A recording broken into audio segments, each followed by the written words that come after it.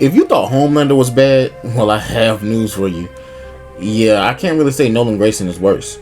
But this man did use his own son as a battering ram, destroying a train and unaliving almost everyone inside of the train. Using another man's body. This is another grown man. Well, he's 17, but you know what I'm saying? It's somebody else's whole body that he's using as a battering ram. Then proceeded to beat that son until his face was mushy. Yeah, that's what we call Omni-man. Welcome to Warriors in Fiction. This is a channel where we take fictional warriors and determine whether or not they deserve the title of warrior. We go by 4 different qualifications. That's their skills, their goals, their intelligence, and their feats. If you like that sort of thing, go ahead and hit the like button and subscribe if you're new.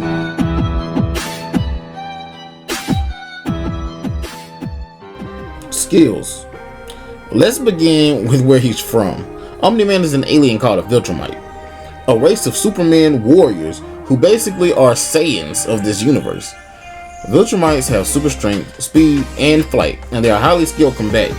They age much slower than other races and can live for hundreds of years.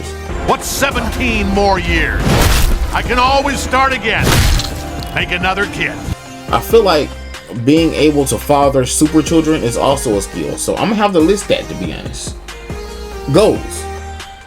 Nolan, as a Viltrumite soldier, was sent to Earth to take it over for the Viltrumite Empire. The Viltrumites were not, in fact, a race of Supermen that were sent to other worlds to help them, but were there to conquer. Nolan lets Mark notice after Mark's powers show up, and his wife figures it out after she found out that it was her super husband who was responsible for Earth losing its protectors.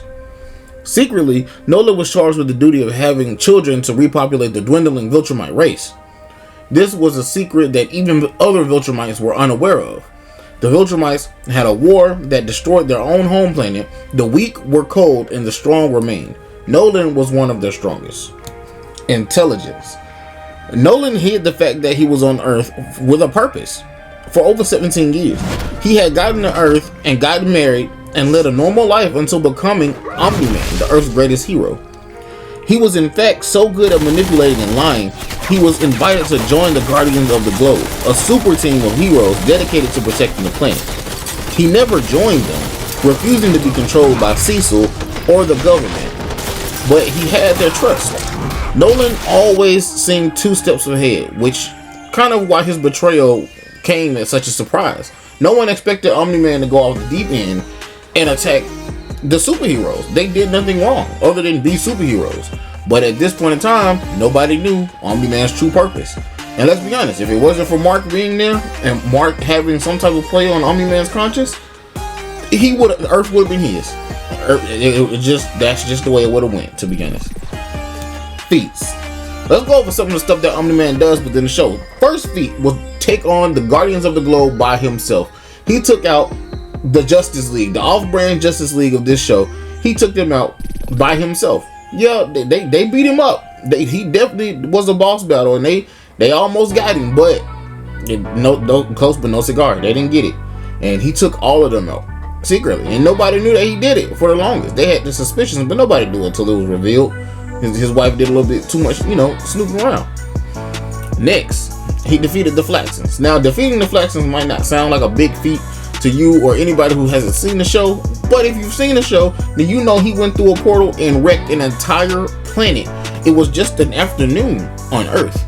He was just a little bit late for dinner on Earth, but on their planet, time moves much faster. So he came back with a face full of hair. Like, he came back like he was there for at least a couple years, but really he was just tearing through their planet, destroying everything. Next, he can take on multiple Viltrumites by himself at one time, and that is a feat because Mark seems to get his ass whooped every time he comes across another Viltrumite. And in the comments, if you know, you know what Mark has to go through later on that the show hasn't covered yet. If you know, you know. The Viltrumites is something else, and Omni-Man can take on multiple of those. He was one of their best fighters. I can't say that he can take on Conquest now. That's a whole different beast. But anyway, that was the video on Omni-Man. Let me know what you guys think. What I think Omni-Man is definitely a warrior. How could I not classify Omni-Man as a warrior? For sure. He's a villain, but he's a warrior. And we got to give him his flowers for that fact. Because Ain't nobody fighting like Omni-Man except for Conquest. And if you've seen the Conquest fight or CJ the Champ's last video, then you know. Anyway, I'll catch you guys in the next video. Thank you guys for tuning in. Love you guys. And yeah, thank you for all the support. And I can't wait to keep making these videos for y'all.